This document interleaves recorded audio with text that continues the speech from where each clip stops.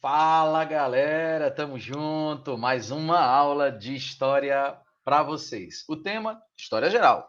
Vamos trabalhar a independência da América Latina, começando pela chamada América Hispânica, tá certo? Então, como é que foi a independência desse setor aqui da América, do México para baixo, né, com exclusão aí do Brasil, da Guiana Francesa, Suriname, Guiana Inglesa, outras partes mais não faziam parte do chamado Império Espanhol. Como é que aconteceu isso?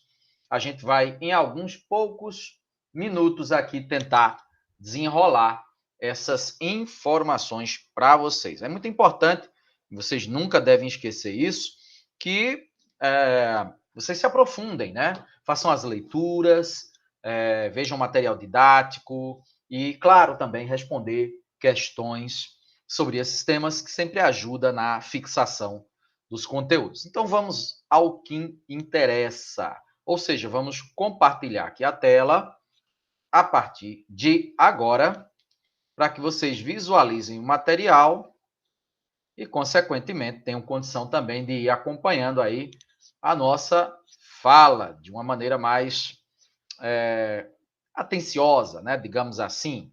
Ampliamos aqui para maximizar o raio de visão da gente e começamos exatamente visualizando esse mapinha aí, onde percebemos que a América Hispânica era a parte, podemos dizer, a maior parte da América, de todo o continente americano, pertencia exatamente à Espanha, né, gente? E não está aí nem a parte que pertencia ao Brasil. Né? Na verdade, Portugal foi aos poucos ali se apoderando do que é a Amazônia brasileira hoje em dia, do que hoje é o Centro-Oeste, Pantanal. Tudo isso pertencia à Espanha, viu? Mas como a Espanha não fez valer ali seu poder de colonização nessas regiões, acabou que Portugal tomou por diferentes tratados, principalmente com a ação dos bandeirantes, dos jesuítas, não é? Que avançaram sertão adentro em busca de índios para aprisionar, em busca de metais preciosos, que acabaram encontrando tanto uma coisa quanto a outra, estabelecendo o comércio das drogas do sertão. E pouco a pouco os portugueses, os colonos brasileiros vão se infiltrando nesse território que pertencia à Espanha e vão dando as condições com as quais Portugal pôde reivindicar a posse dessas terras. Mas ainda assim ficou uma quantidade absurda aí para os espanhóis. Depois, eles vão perder um pedaço significativo do que está com os Estados Unidos hoje em dia, né? Porque os Estados Unidos entram em guerra ali com o México, então tomam o Texas, tomam a Califórnia, mas ainda assim era do México para baixo é muita coisa e a gente vai ver um pouquinho disso, né? Como foi esse processo de independência, porque por ser um processo, as coisas não ocorreram assim de forma brusca, nem de forma rápida. Foi, ao contrário, de maneira bastante gradativa, né? Paulatina, ok? É importante isso.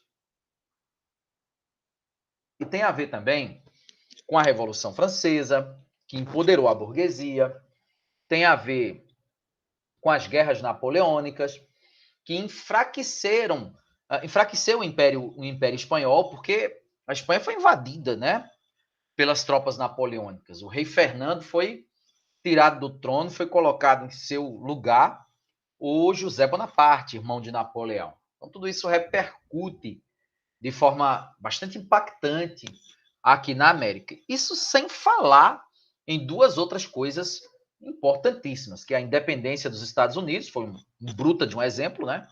Já em 1776, e também as ideias iluministas. Tudo isso a gente chama de fatores externos, tá legal? Isso sem contar os fatores internos, que era o interesse, principalmente da criolagem, dos crioulos, em se apoderar do poder político, já que estava este poder político nas mãos nas mãos da elite colonial, que eram deixa eu ver aqui o nome, os chapetones, né? Tinha esquecido. Os chapetones, eles eram espanhóis natos, ou seja, Eles haviam nascido na Europa, mas estavam na América ocupando esses cargos públicos considerados mais importantes, entre eles o cargo de vice-rei, né? Que na América Espanhola tinha alguns vice-reinos e algumas capitanias. Já o crioulo, ele era filho ou neto de espanhóis, muito embora ele tivesse nascido aqui na América, o que lhe conferia um status inferior. Então, geralmente a criolagem vai, por não ocupar os cargos públicos mais importantes, vai se dedicar mais ao comércio, vai ser a burguesia local, né? E geralmente os chapetones, mais cargos burocráticos, governamentais, administrativos, exatamente ambicionando não só ampliar seus negócios, romper o pacto colonial, como também se apoderar dos cargos públicos mais relevantes, a criolagem é quem vai encabeçar esses movimentos independentistas. Mas nós também vamos ver, alguns analistas até chamam de processo de balcanização da América, até um certo exagero, né? E não é ao mesmo tempo, porque que nós vamos ter uma fragmentação territorial bastante acentuada, a formação de países, alguns deles minúsculos, muito pequenos, quando na verdade você tinha uma unidade linguística, uma unidade religiosa, uma certa unidade cultural, o que gerava condições propícias para o surgimento de uma mega nação, não é? Hispânica. Américo-hispânica, tá certo? Ou de pelo menos 2, 3 nações que ainda assim seriam muito grandes, e não no surgimento de dezenas de países, alguns deles muito pequenos, essa fragmentação como acabou ocorrendo. A gente vai tentar elucidar isso aqui para vocês. Começamos pelo Haiti, um caso emblemático. Aliás, é o primeiro caso, né, de independência, e por sinal um caso absolutamente ímpar, que foi a única nação que teve uma revolta de escravos bem sucedida, no sentido de que os negros conseguiram expulsar o colonizador inglês, melhor dizendo, francês, certo? E estabelecer um governo próprio, ok? Mas é claro que ele foi rechaçado, é claro que ele foi combatido, é lógico que ele foi boicotado, né? É óbvio que ele foi sufocado, não é? Não poderia dar certo na ótica da elite um governo formado por negros ex-escravos. Isso é um exemplo brutal para o restante da Europa, da América. Como não vamos deixar isso acontecer? Não vamos deixar isso lograr êxito. E de fato, o Haiti hoje é a nação mais pobre da América, não é? Isso se deu em função também de sabotagem por parte das elites coloniais para que o projeto realmente naufragasse, não era interessante, né, para essas elites que esse caso se tornasse exitoso, né, digamos assim. Bom, o chamado herói, né, da independência haitiana é o Dominique Toussaint Louverture. É importante dizer também que está diretamente conectado com a subida, com a ascensão lá na França dos jacobinos. E quando os jacobinos assumem o poder lá, eles extinguem a escravidão nas colônias francesas. E se englobava, obviamente, o Haiti, né? Que era uma colônia francesa na época.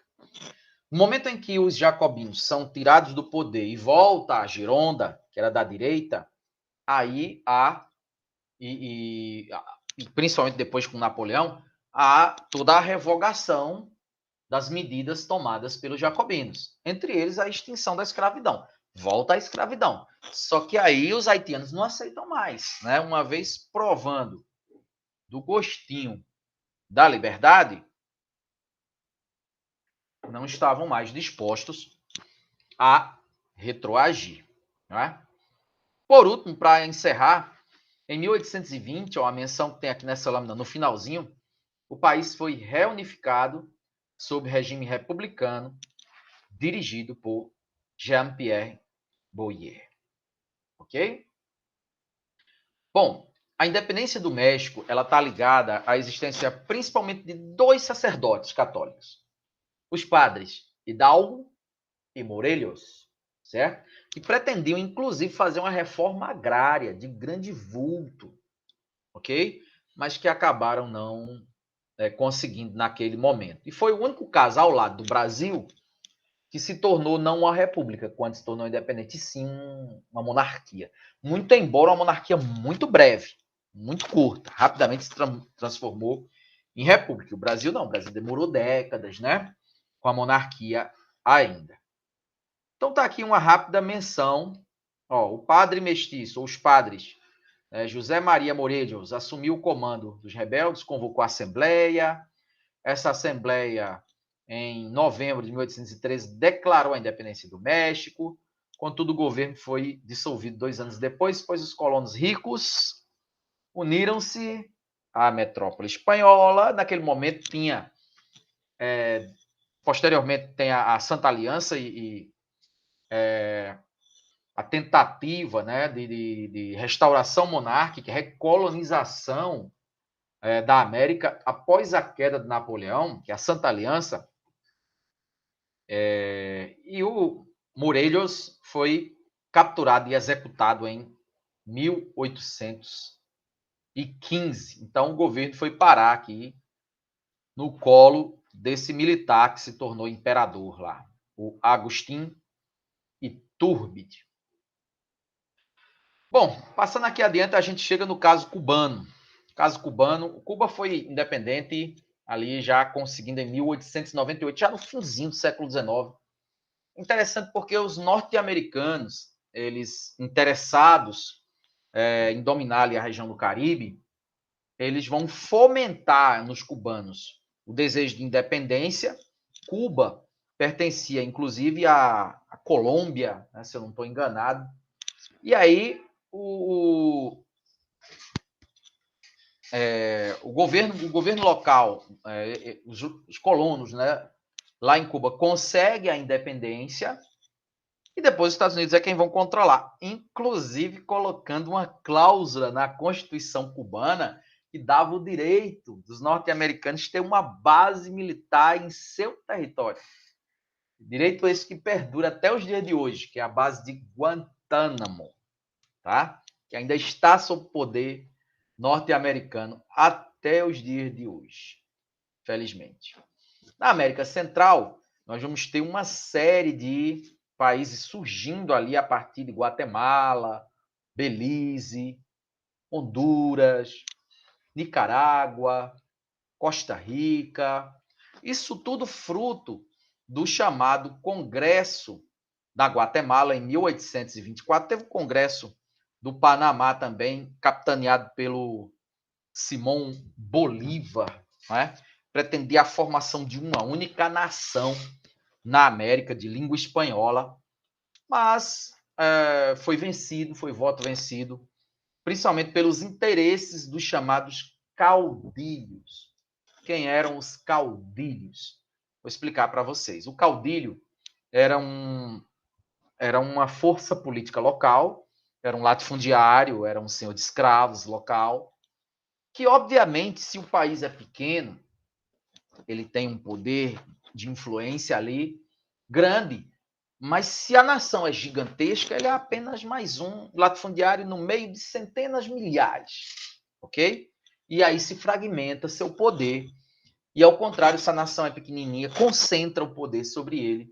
Então, os interesses dos caudilhos falaram mais alto, digamos assim, do que a voz da unificação capitaneada pelo Bolívar. E por isso, eu já adianto a vocês, a fragmentação territorial se tornou absolutamente inevitável. Aqui na América do Sul, nós temos duas figuras de vulto: José de San Martín, argentino, e o venezuelano Simón Bolívar. Ambos partem de seus países, de seus territórios, se encontram, se não estou enganado, no Peru, não é? E vão um a um com seus exércitos, eram crioulos, não eram? Interessados na independência, a gente já falou quais eram os interesses da criolagem, então eles vão um a um entrando nessas nações e libertando-as, enfim, entre aspas, do jugo espanhol e decretando a independência a partir dali. Posteriormente, não conseguiram manter a unidade territorial, como já falei para vocês, né? Se tornando inevitável a fragmentação. Bom, a Espanha tem dificuldades, diz aqui a lâmina, para lutar nas várias frentes, porque ela estava invadida por um povo estrangeiro, que eram os franceses, né? E um monarca estrangeiro estava sob seu comando, que era o José Bonaparte. Isso dificultou bastante, muito mesmo, a atuação da Espanha no sentido de reprimir tais rebeliões aqui na América. As questões ligadas à luta colonial se misturavam aos interesses locais, gerando disputas entre líderes militares e políticos ou entre grupos sociais diferentes. Mesmo Bolívar, diz a lâmina, ou San Martín, que entraram para a história como libertadores, foram muito questionados em seu tempo. O projeto de independência consolidado na América Espanhola, ó, capitaneado aqui pela criolagem, a gente já falou isso. E no caso do Uruguai, o José Artigas, uma espécie de Dom Pedro, né? Comparando com a história do Brasil, obviamente. Isso primeiro do que nós, lá em 1821, né? Um ano antes da gente. Bom, pessoal, era isso que eu tinha para passar para vocês. Foi muito legal aí a nossa conversa, o nosso bate-papo de hoje. Então, só recapitulando, a independência da América Espanhola, ela ocorre capitaneada pela criolagem. Os crioulos tinham interesse, os chapetones não, queriam manter as coisas como estavam porque se beneficiavam do estado de colonização da América. Os grandes líderes na América do Sul é o Simão Bolívar e o José de San Martín, que não conseguem manter, principalmente o Bolívar, a ideia era mais dele, a unidade territorial, né? Os grandes latifundiários, os grandes coronéis, né? Seus interesses falaram mais alto na hora da divisão. É importante lembrar os fatores internos, que eu acabei de dizer, os interesses da criolagem, conectando-os com os fatores externos. Quais são os fatores externos? O iluminismo, com suas ideias de fim do absolutismo, de maior participação da burguesia no poder, de fim das arbitrariedades, de que um povo tem direito a resistir a um governo tirano, de que um povo tem direito a construir a história do seu próprio país, as ideias de Rousseau, as ideias de Voltaire, as ideias de Montesquieu. Temos o caso dos Estados Unidos da América, que em 1776 mostrou ao mundo, no caso específico aqui para a América, que seria possível, sim, colonos derrotarem a metrópole. E nesse caso específico, não era qualquer metrópole, eram os Estados Unidos derrotando a Inglaterra, a nação mais poderosa do mundo. Então, pensavam os burgueses latinos, por que nós não podemos fazer o mesmo com relação aos espanhóis? E fizeram, né? Ainda como causas externas, a Revolução Francesa. A Revolução Francesa é um duro golpe no absolutismo, é um fator de empoderamento da burguesia que se sente também encorajada a tomar o poder político. E, por fim, as guerras napoleônicas, uma vez que a Espanha foi invadida pelas tropas francesas, o rei José Bonaparte, no caso, o irmão de Napoleão, é empossado no lugar do rei Fernando da Espanha, e sem poder se dividir em duas frentes, quer dizer, lutar ao mesmo tempo contra os franceses na Europa e sufocar as rebeliões separatistas na América, então não teve condições da Espanha segurar, da Espanha conseguir manter os seus domínios coloniais. E pouco a pouco, ano após ano, o Império Napoleônico vai se esfacelando. No caso do México, devemos dar o destaque aos padres Hidalgo e Morelos, tá certo? Conforme vimos aqui nessa apresentação que fizemos. Valeu, gente. Tchau. Até a próxima. Se Deus quiser, logo, logo estaremos de novo juntos. Leiam, se aprofundem, respondam questões que vocês conseguem se apropriar ainda mais do conhecimento. Valeu, gente. Tchau. Inter.